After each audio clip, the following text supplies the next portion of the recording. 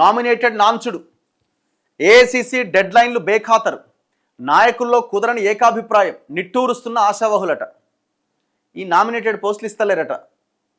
ఏవో ఆ మధ్య 30-40 కార్పొరేషన్ పదవులు ఏదో ఇచ్చినట్టున్నారు.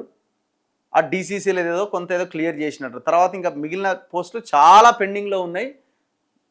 వెయిట్ చేస్తుండట ఎవరికి ఇవ్వాలో అర్థం. ఇప్పుడు ఎలక్షన్స్ ఉన్నాయి కాబట్టి ఆపిరు వాటిని. ఇప్పుడు ఎంపీటీసీ జెడ్పీటీసీ పెండింగ్ ఉంది, జిహెచ్ఎంసీ పెండింగ్ ఉంది, కొన్ని మున్సిపాలిటీలు వరంగల్ ఇట్లా కొన్ని ఇంకా ఎలక్షన్స్ జరగాల్సి ఉన్నవి. ఎవరికి ఇస్తే ఏమవుతుందో, ఎవరు సహాయ నిరాకరణ చేస్తారేమో అని ఆగుతున్నట్టున్నారు. మరి ఎందుకు ఇంతకాలం నాన్సుడు? రాష్ట్రంలో నామినేటెడ్ పోస్టుల భర్తీ వ్యవహారం ఒక అడుగు ముందుకు 2 అడుగులు వెనక్కి అన్నట్టుగా మారింది.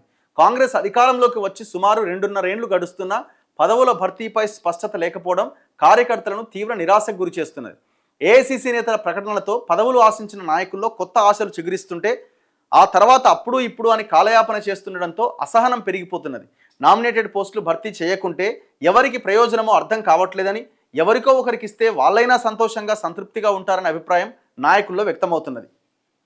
ఏమన్నంటే ఏకాభిప్రాయం కుదరలేదు. ఇప్పుడు పదవులు ఎవరికి ఇవ్వాలి అన్నది ఏకాభిప్రాయం ఒకటైతే, అసలు ఎవరిది నెగ్గాలి ఈ పెద్ద పెద్ద లీడర్లలో అన్నది కదా, దాంట్లో ఏకాభిప్రాయం రావాలి. ఫస్ట్ రేవంత్ రెడ్డి, ఉత్తమ్ కుమార్ రెడ్డి, కోమటిరెడ్డి, రెడ్డి, ఇంకో ఆయన, ఇప్పుడు వీళ్ళకు మధ్య సర్దుబాటు జరగాలి.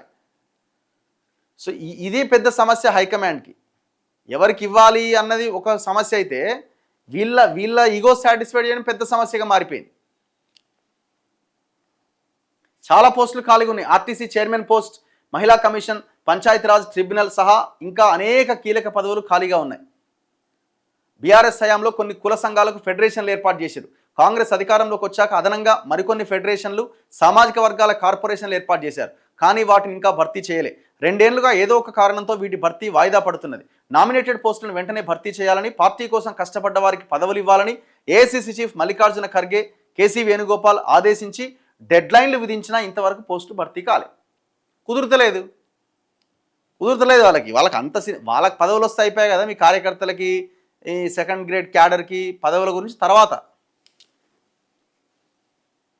ఇప్పుడు ఈ లీడర్లంతా దేంట్లో నిమగ్నమయ్యారంటే, రేపు 119 నియోజకవర్గాలు 179 పెరిగితే నా భార్య నీడ నిలబెట్టాలి, నా మరదల నీడ నిలబెట్టాలి, ఇంకా ఆమె నీడ ఈ దాంట్లో ఈ ప్లాన్లో ఉన్నారు. నా సీటు ఉంటుందా ఊడుతుందా, నేనేడికి పోవాలి, దీంట్లో తలమునుకలైనారు పెద్ద పెద్ద లీడర్లంతా.